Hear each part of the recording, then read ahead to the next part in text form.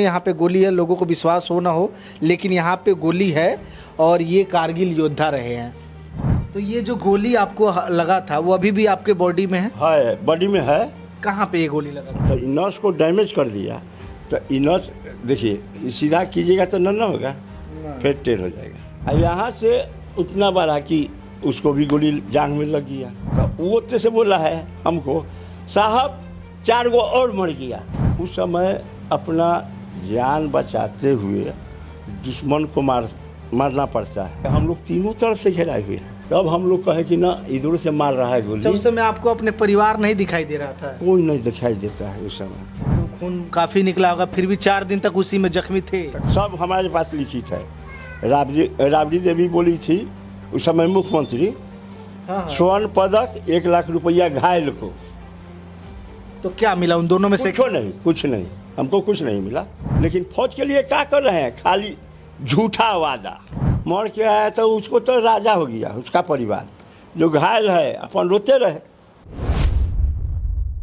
कारगिल युद्ध की जब बात आती है तो एकदम पूरा जो शरीर है वो सिहर जाता है, सिर्फ इसीलिए क्योंकि उस समय के जो नौजवान थे, जो फौजी भाई थे, वो किस प्रकार से अपने प्राणों की आहुति दिए और किस प्रकार से अपने घर परिवार को त्याग करके अपने देश की रक्षा किए। और उस फौजी को आज किस कदर रहना पड़ रहा है, उन फौजी भाइयों का कोई सरकार सुविधा नहीं दे रही है। यही सब दर्द तकलीफ दिखाने के लिए अभी कारगिल योद्धा हमारे साथ है। इनसे कुछ बातें करेंगे कि आखिर जो सरकार ने वादा किया था उन वादों का क्या हुआ, और आखिर जो है कि जो कारगिल लड़ाई हुआ था उन कारगिल लड़ाइयों पर भी कुछ चर्चा किया जाएगा। सर, सबसे पहले क्या नाम हुआ आपका? सुरेंद्र सिंह। कब फौज में आप गए थे? कितना उम्र था जब आप फौज में गए थे? 19 साल 82 में गए थे। 19 साल उम्र था। मतलब 1982 में गए थे, उस समय आपका 19 साल की उम्र थी? 82 में गए थे। अच्छा। 19 साल उम्र था। तो वही कह रहे हैं। तो 19 साल की उम्र में जब आप फौज में गए तो क्या आपके माँ बाप, आपके घर परिवार के लोग इतनी आसानी से जाने दिए कि हाँ बेटा आप जाइए, आप देश के लिए लड़ाई लड़िए? वो तो हर अभी के समस्या जो है, हर कोई चाहता है कि हमको नौकरी मिले, लेकिन इस सरकार में कहाँ नौकरी है। लेकिन सरकार तो कह रही है कि अग्निवीर योजना लाई है, सबको 4-4 साल पे मौका मिलेगा।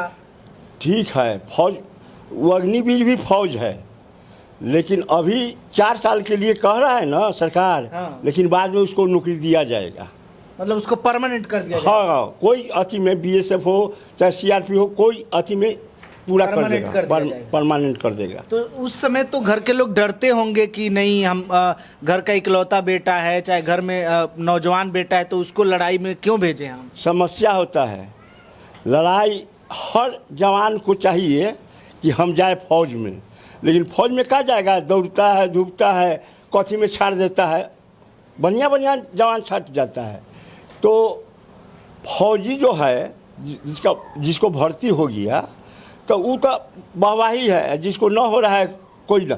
हर माँ बाप चाहता है कि हमारा लड़का फौज में जाए, कुछ नाम कमाए। लेकिन हमारे आपके जैसे माँ बाप चाहेंगे, कोई नेता और कोई सरकारी बड़े अधिकारी का बेटा तो नहीं जाना चाहेगा फौज में? कभी भी नहीं चाहेगा। उस अमर सब है, वो मरने वाला थोड़े है सब। उसका बाप मतारी इतना ना पैसा रख दिया, अमर कर दिया। यानी गरीब लोगों का ही जीवन दांव पे लगाना है। वही ना कह रहे हैं कि वो सब पैसा वाला है, पैसा वाला कहला जाएगा। फौज में बहुत कठिन है, फौज की नौकरी बहुत कठिन है। जो ट्रेनिंग पास करके भी जाता है जो जवान, कोई बटालियन में भेज दिया तो यो उसको चैन नहीं है, पहाड़ी चढ़ते चढ़ते उसका दम निकल जाता है। आधा तो आजकल के जो फौज है उतने काबिल नहीं है जितने पहले हुआ करते थे। अब अभी तो है नहीं। हमको 24 साल रिटायर किया हो गया। अच्छा। तो अब 24 साल में बीच में क्या हो रहा है हम लोग को जानकारी नहीं होता है। अच्छा, आप जब फौज में गए तो उसी समय कारगिल की लड़ाई हुई थी भारत और पाकिस्तान में, तो वो युद्ध काफ़ी महत्वपूर्ण रखता है देश के इतिहास। हम भर्ती जब हुए ना, बहुत दिन के बाद हुआ कारगिल युद्ध। अच्छा। 99 में हुआ था कारगिल युद्ध। तो हम लोग कंगन में थे। अच्छा। कश्मीर कंगन। उस समय वहाँ पे पोस्टिंग से वहाँ से हम लोग गए थे लड़ाई लड़ने के लिए कि CO साहब बोला कि चलो जिस काम के लिए आया है काम आ गया है, तो हम लोग हथियार सब चीज़ अपना झोला पोंछ हथियार लेके गाड़ी में बैठ गए, तैयारी करके चले चल दिए। चलने के बाद जब कारगिल में गए हैं और कारगिल से आगे बढ़े हैं तो बमपाट शुरू हो गया। अच्छा, तो हम लोग गाड़ी से कूद जाते थे वहीं पर, फिर गाड़ी आगे गया, फिर चढ़ जाते थे। माने दिया जैसा होता है ना, पहले बढ़ता था ना, हाँ। तो आगे लाइट उतना ही बड़ा होता है, 3 टन 2 टन के, तो उहे देख के धीरे धीरे आगे बढ़ते थे। तो उस समय आपको डर नहीं लगता था कि क्या होगा हमारे साथ, कहीं हमको भी कोई नुकसान हो जाएगा? उस समय जो डर गया सो मर गया, जो डर गया सो मर गया। मतलब यही था कि कैसे भी जीतना है। जीतना है, हम जा रहे हैं तो आगे बढ़ेंगे, पीछे न लौटेंगे। मतलब ये सोच करके आप लोग नहीं लड़ रहे थे कि हम लोग जीवित बचेंगे? नहीं, हम लोग ये सोच के लड़ रहे थे कि दुश्मन को मारेंगे। लेकिन लड़ाई में जरूरी थोड़ी है कि केवल दुश्मन ही मरेगा ना, ये लड़ाई में जरूरी नहीं है, हम भी मर सकते हैं। दुश्मन को मारने जाएंगे तो हम भी मर सकते हैं। हमको गोली कैसे लग गया? आपको गोली भी लगा है? गोली लगा, दुश्मन को मारने का तभी ना गोली लगा। उधर से भी फायर किया, हम भी फायर कर रहे थे, उसका भी फायर हमको लगा, हमारा भी फायर लगा। तो उस समय मतलब यही था कि उसको मार के गिरा ही देना है। हाँ, हर जवान चाहता है कि हम दुश्मन, अब घरे गांव के लड़ाई देखिए, घर में जो लड़ाई होता है तो उना चाहता है कि हम लाठी पहले पट के, वो कहता है कि हम पट के, ये ना होता है गांव घर में। वैसा ही गाँव घर के लड़ाई अब फौज में भी है। तो ये जो गोली आपको लगा था वो अभी भी आपके बॉडी में है? है, बॉडी में है। कहाँ पे ये गोली लगा था? गोली क्या है? हाथों में लगा था? ये हाथ में, दाहिना हाथ अब यहाँ पे गोली अभी भी उसका क्या है, देखिए। अरे ये तो पूरा गोली पकड़ के आ रहा है। एक बाद बताइए, इधर भी होगा। हाँ। एक्सरा कराने से, मतलब एक्सरा कराते हैं तो गोली दिखाई देती है? और हाँ, हाथी में दिखाई देता है। तो इससे कोई आपके बॉडी को क्षति नहीं है, कोई नुकसान नहीं है? क्षति तो है ही। तो फिर इसको निकलवा क्यों नहीं देते? डॉक्टर साहब कहा कि नस की अथी करेगा तो हाथ खराब हो सकता है, तो इसी ना तो डॉक्टर साहब ना ये सबको निकाल देता, वो अपने धीरे धीरे धीरे धीरे बढ़ जाएगा, गोली चलता है। अच्छा, कारगिल के जो भी योद्धा थे, सरकार के द्वारा बहुत सारी ऐसी योजनाएं लाई गई कि उनको जमीन दिया जाएगा, इसके अलावा मुआवजा दिया जाएगा, जो मर चुके हैं उनको 10 लाख दिया जाएगा, जो जीवित है, जो जख्मी है उनको लाख रुपया दिया जाएगा। तो ये से बहुत सारे ऐलान किए, तो आपको क्या मिला उसमें से? कुछ नहीं मिला। हमको डीएम साहब बोले कि 1 एकड़ ज़मीन दे रहे हैं। कागज़ जाते जाते डीएम साहब के पास, एडिशनल कलेक्टर के पास जाके रुक गया। तो वो क्यों रुक गया? रुक गया पैसा के लिए? अरे जानते नहीं है, बिहार है, तो बिना पैसे का तो काम होगा नहीं होगा। तो मतलब उन लोगों को शर्म नहीं आता था कि एक फौजी भाई से भी पैसा लेना? फिर तो वही बात ना है, बिहार है।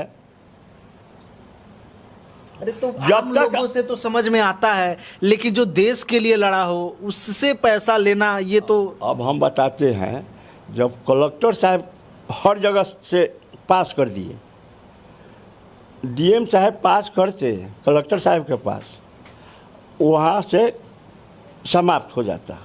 लेकिन नीचे, उनके से नीचे ज़मीन का मालिक होता है एडिशनल कलेक्टर, जिला का मालिक होता है कलेक्टर साहब। तब वो बदली हो गए, इन्हें अथी करने लगे तो हम वो छोड़ दिए कि जा, हमको ज़मीन न लेना है। अब जितना खर्चा करेंगे उतना में तो कहीं ले लेंगे हम। हाँ, जितना दौड़ेंगे, जितना पैसा खर्चा करेंगे। अभी तक तो हमारा सब कागज है। राबड़ी देवी भी तो बोली थी ना कि स्वर्ण पदक देंगे और 1 लाख रुपया नगद देंगे जो जख्मी है। अभी तक हम सब लिखित रखे हुए हैं, सब हमारे पास लिखित है। राबड़ी देवी बोली थी उस समय मुख्यमंत्री, हाँ। स्वर्ण पदक 1 लाख रुपया घायल को। तो क्या मिला उन दोनों में से? कुछ नहीं, हमको कुछ नहीं मिला। मतलब केवल ऐलान किया गया, आश्वासन दिया गया। हाँ, कि हम फौज के लिए ये कर रहे हैं, लेकिन फौज के लिए क्या कर रहे हैं? खाली झूठा वादा। मतलब नेता लोग फौजी भाई को भी नहीं छोड़ रहे हैं। नहीं, नेता तो हर जगह के नेता सब कोई कह रहा है कि भ्रष्ट है, भ्रष्ट नेता लोग हैं।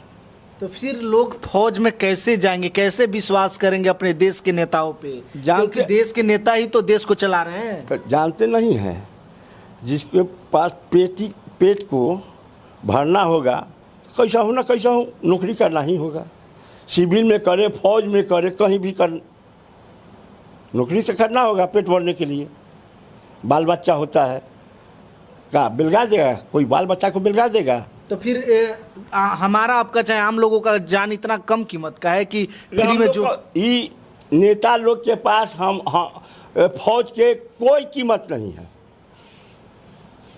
ये है प्रधानमंत्री हैं, इतना बोलते हैं, कहीं जिला में पूछे कि कौन घायल है, क्या है, उसका लिस्ट दो हमारे पास। मुख्यमंत्री घायल को लिया, कोई काम किया घायल को मुख्यमंत्री? अभी तक तो राबड़ी देवी के बाद ये आ गए नीतीश कुमार मुख्यमंत्री, कहाँ किसी को कुछ कर रहे हैं। अब ये हो गया जातिवाद, नेता लोग जातिवाद पर आ गया। अच्छा, तो आप लोग जब लड़ाई लड़े थे तो वहाँ पे भी कोई जाति देखा जाता था? ना, वहाँ जाति नहीं चलता है। वहाँ बाघ या बकरी एक छिया पानी पिएगा। मतलब वहाँ पे बिल्कुल भी कि हम यादव हैं तो हम ब्राह्मण हैं तो हम राजपूत हैं। अच्छा, हम राजपूत है, हमको कुछ हो गया और राम जी हो चाहे पासवान जी हो, वो हमको उठाएगा ना, और उसको लग जाएगा तो हम उसको मदद न करेंगे तो कौन करेगा उस समय? उसका बाप मातारी थोड़े, बाप मातारी हम ये लोग हैं। तो आपके बटालियन में जो आपकी टीम थी उसमें अलग अलग जाति के सब लोग होंगे? हाँ, हर जाति के होते हैं। मुसलमान भी होंगे? मुसलमान बहुत कम, मतलब थे लेकिन कम थे। हाँ, अति होता है, मुसलमान लोग जाते हैं। उसका बटालियन है, मुसलमान का भी बटालियन है, वो ट्रेडमैन में जाते हैं। अच्छा, ट्रेडमैन में।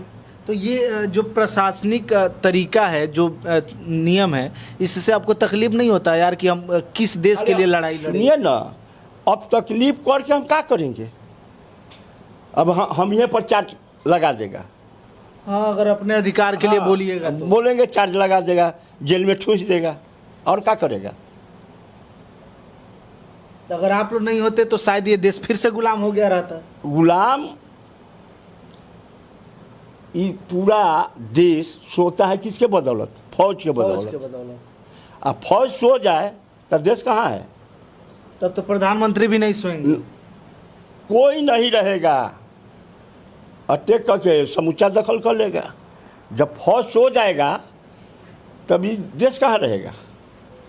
तो जो इतना कुछ कर रहा है और उसके लिए सरकार नहीं कर रही है तो आप लोग को तकलीफ नहीं होता है? अरे तकलीफें उठा के हम क्या करेंगे? क्या करेंगे? सरकार से जाएंगे मांगने के लिए, कहे कि अंदर करो इसको, तो क्या करेंगे हम उसमें? डर भी लगता है तब। लेकिन जो वादा किए तो उसको तो पूरा करना चाहिए था ना। मुंह से करते हैं ना, मुंह से ना करते हैं। अगर वादा करते तो आज हम काहे इतना बोलते? मुख्यमंत्री या प्रधानमंत्री, यहाँ का जिला का कलेक्टर, एसपी इतना बोलने का मौका नहीं देता। अच्छा, तो ये इतना कुछ हुआ तो आपके घर वाले नहीं बोलते कि आप इतना लड़ाई लड़े लेकिन आपको उससे क्या फ़ायदा? आपके घर वाले आप कोई ताना वगैरह नहीं देता है? ताना देता है, लेकिन हम कहें, हम नहीं थे घर पर, ड्यूटी में थे, हमारी औरत जाके काठी कार्रवाई करती थी। लेकिन एडिशनल कलेक्टर के भी जाते जाते मांग हो जाता था। फिर के कागज़ हमारे पास सब कागज़ है। अच्छा, तो केवल आप ही को नहीं मिला कि आपके कुछ दोस्त मित्र जो आपके संपर्क किसी को मिला है कि नहीं? हम जमीन वाला जो बात है, सुनिए ना, हम जिला में हम ये थे। अच्छा, आप अपने जिला के इकलौते? हाँ, लेकिन एक लड़का और था सुभाष सिंह, वो ख़त्म हो गया।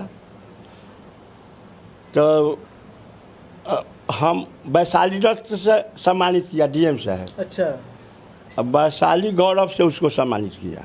अच्छा। अब हम दूरा पर रहते हैं, अब कहाँ क्या हो रहा है तो छोड़ दिए। जो विश्वास था हम अपने परिवार को कह दिए कि अब होने वाला नहीं है, कहला हम दौड़े, छोड़ दीजिए, उम्मीद छोड़ दिए, साफे छोड़ दिए, कहला हम दौड़े। लेकिन अभी की जो केंद्र सरकार है सेना पे बहुत अच्छा पैसा खर्चा करती है, नए जब बजट आते हैं तो बहुत ज़्यादा पैसा रक्षा पे। जो अभी मौजूद है उस पर जो आ गया घर पर, मर के आवे, घायल हो के आवे, कुछ करके आवे, मर के आया तो उसको तो राजा हो गया उसका परिवार। जो घायल है अपन रोते रहे, घर पर आके रोते रहे, घायल एक तो शरीर से भी विकलांग हो जाता है, रोते रहे। अब झेलना भी पड़ता है। जैसे हाथ ठीक रहता तो फिर हम नौकरी करते सेफ में, कहीं ना कहीं तो करेंगे सेफ में। अब विकलांग के कहीं गुजारे नहीं। अच्छा, जब चोट लग जाता है शरीर में तो फौज वाले बाहर कर देते हैं? जैसे मान लीजिए किसी का हाथ में चोट लग गया, विकलांग हो गए, तो फौज वाले बाहर कर देते हैं? ना, बाहर नहीं करते, बाहर नहीं करते हैं।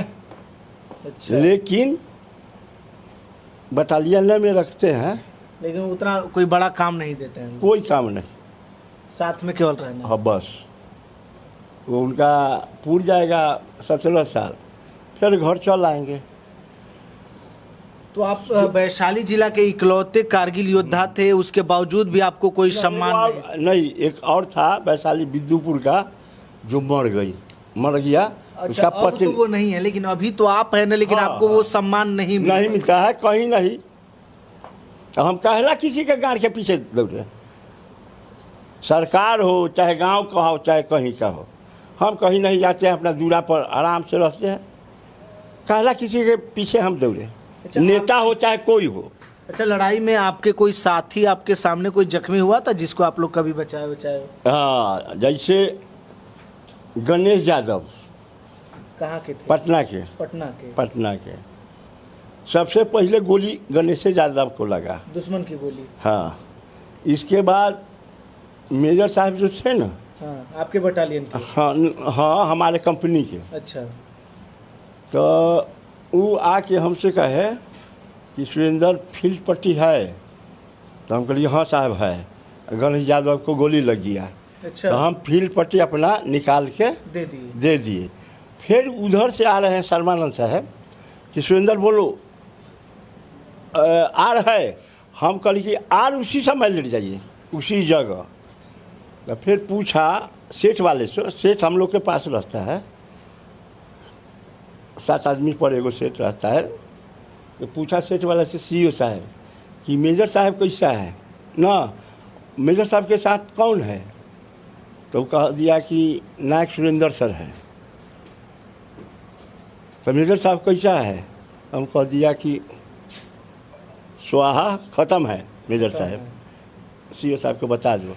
तब वो कहे कि नायक सुरेंद्र से कहो कि मेजर साहब के लाश पीछे लाने के लिए। अब जहाँ बुन्नी बरस रहा है गोली के, तहाँ कोई भी उठेगा तो मेजर साहब तो क्लियर हैवे करे, दूसरा जवान भी क्लियर हो जाता। तो हम एगो अब्दुल्ला नाम का आदमी था, मियाँ अथी मिलिटेंट। अच्छा। जो सिलेंडर था हम लोग के साथ था। तो हम चिल्ला के बोले कि अब्दुल्ला सीओ साहब कह रहा है ना कि मेजर साहब के लाश पीछे लाने के लिए। आया यहाँ से उतना बड़ा कि उसको भी गोली जांघ में लग गया। तो वो तो से बोला है हमको, साहब 4 गो और मर गया। अब्दुल्ला साहब 4 गो और मर गया। तो उस समय अपना जान बचाते हुए दुश्मन को मारना पड़ता है। 4 गो कह दिया तो कहाँ कहाँ कौन जवान है क्या जानता है? अच्छा, उस समय ये नहीं लगता था कि किधर से गोली आएगी, कब लगेगी? देखिए हम लोग तीनों तरफ से घेराए हुए हैं, दुश्मन पर अटैक कर रहे हैं, इधरों कर रहे हैं उधरों कर रहे हैं। तब हम लोग कहे कि ना इधरों से मार रहा है गोली। उस समय आपको अपने परिवार नहीं दिखाई दे रहा था? कोई नहीं दिखाई देता है उस समय। यह दिखाई देता है कि दुश्मन को मारे, अच्छा, ये लड़ाई काफी लंबी चली थी, हाँ, कुछ दिन तक चली कुछ थी। दिन तक चली। तो उसमें रात में सोने का, खाने का, ये सब कैसे बंदोबस्त होता था? देखिए खाते थे लोग कि नहीं? ना, खाना कहाँ मिलता था। लड़ाई में पीछे से खाना आता है, लेकिन इधर तीनों तरफ है, खाना कहाँ आया। हम 4 दिन के बाद उतरे हैं गोली लगने के बाद। कहाँ से? बर्फीले पहाड़? हाँ, जहाँ हम लोग लड़ रहे थे वहाँ से? वहाँ से 4 दिन के बाद तो वैसे ही जख्मी हालात में 4 दिन तक थे। हाँ, क्या करेंगे। अब निकलेंगे इधर से तो इधर से मार देगा, इधर से मार देगा। जब कुछ शांत होगा तब ही ना आदमी अपना कार्रवाई करता है। तैयो तो गोली चलाबे किया हम पर, हम बच गए। अच्छा, आपने किसी को मारा हो? फर्स्ट में ना कहें कि हम असीम शर्मा एक पाकिस्तानी को मारे। अच्छा, फर्स्ट और में उसी में से किसी की गोली आपको भी आके लगी थी? ना, 1 दिन के बाद। उसके अगले दिन? हाँ, तो खून काफी निकला होगा, फिर भी 4 दिन तक उसी में जख्मी थे? तक खून तो निकलबे करता है, लेकिन हम लोग के कपार में पट्टा रहता है, उसी से खोल के बांध दिए, चौड़ के बांध दिए, खून बंद हो गया। अच्छा, एक उंगली आपका टेढ़ा कैसे हो गया, ये बताइए। ये जो नस को डैमेज किए हुए है। अच्छा, ये गोली जो है, हाँ, ये गोली नस तो को ये डैमेज, उंगली पूरा टेढ़ा हो गया था? हाँ, तो नस को डैमेज कर दिया। तो ये नस देखिए, सीधा कीजिएगा तो ना होगा, ना। फिर टेढ़ हो जाएगा। थोड़ा सा एक बार इनके हाथों पे दिखाइए जहाँ पे गोली लगी है, थोड़ा सा अंकल जी थोड़ा सा इसको सही करिए। यहाँ पे देखेंगे तो यहीं पे वो गोली है, और इस गोली से देखिए, ये सच में यहाँ पे गोली है, लोगों को विश्वास हो ना हो, लेकिन यहाँ पे गोली है, और ये कारगिल योद्धा रहे हैं। हालांकि इनको चोट लगा, ये जख्मी हुए। सरकार ने बहुत सारे वादे किए कि आपको 1 एकड़ ज़मीन दी जाएगी। डीएम साहब ने कहा, उसकी प्रक्रिया भी चल रही थी। वो प्रक्रिया शायद जो आरोप लगा रहे घूस की वजह से पूरा नहीं हो पाया। और उस समय की तत्कालीन मुख्यमंत्री राबड़ी देवी ने भी कहा था कि आपको जो है कि